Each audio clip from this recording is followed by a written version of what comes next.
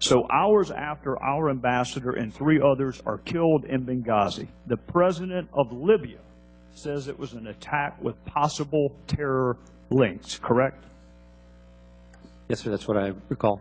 Did the president of Libya ever mention a spontaneous protest related to a video? No, sir. When Ambassador Stevens talked to you, perhaps minutes before he died, as a dying declaration, what precisely did he say to you? He said, Greg, we're under attack.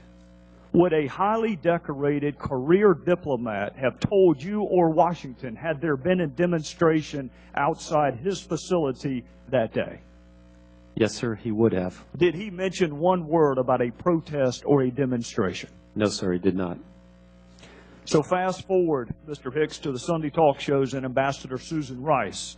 She blamed this attack on the video. In fact, she did it 5 different times. What was your reaction to that?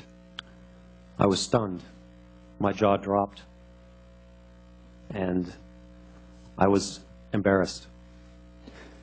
Did she talk to you before she went on the 5 Sunday talk shows? No, sir.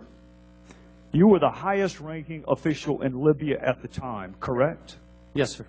And she did not bother to have a conversation with you before she went on national television? No, sir.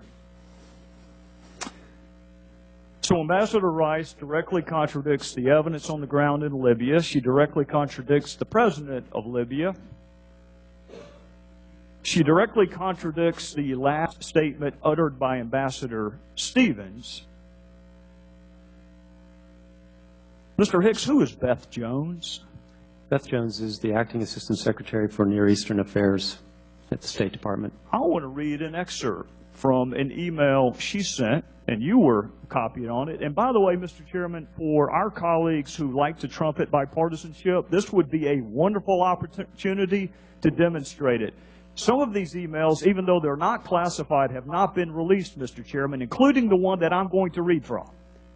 So for my colleagues who trumpet bipartisanship, this would be a wonderful time to prove it. This is from Ms. Jones to you, to counsel for Hillary Clinton, to Victoria Nuland, to Mr. Kennedy, near as I can tell, to almost everyone in the State Department, and I'm going to read from it. I spoke to the Libyan ambassador and emphasized the importance of Libyan leaders continuing to make strong statements. By the way, Mr. Hicks, this email was sent on September the 12th, the day after Benghazi, and several days before Ambassador Rice's television appearance. And I'll continue.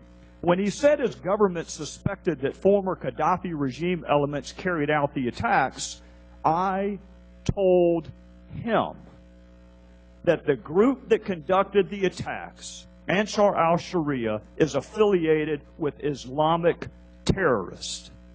Let me say that again, Mr. Hicks. She told him, the State Department, on September the 12th, days before our ambassador went on national television, is telling the ambassador to Libya, the group that conducted the attacks, Ansar al-Sharia, is affiliated with Islamic terrorists. Mr. Hicks, I want to know 2 things. Number one, why in the world would Susan Rice go on 5 Sunday talk shows and perpetuate a demonstrably false narrative? And secondarily, what impact did it have on the ground in Benghazi, the fact that she contradicted the president of Libya? As to the first question, I cannot provide an answer, but perhaps you should ask Ambassador Wright. I would love the opportunity to do just that. As to the second question,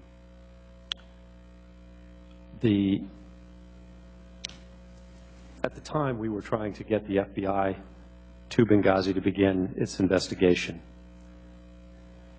And that talk show actually provided an opportunity to make that happen. Afterwards, we encountered bureaucratic resistance for a long period from the Libyans. The Libyan government at this time is not very deep.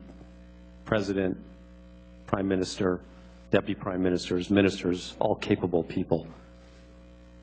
Some vice ministers as well. And it took us an additional see, my math's not very fast these days, maybe 18 days to get the FBI team to Benghazi. So the crime scene was unsecured for 18 days. Yes, sir. Witnesses were not interviewed.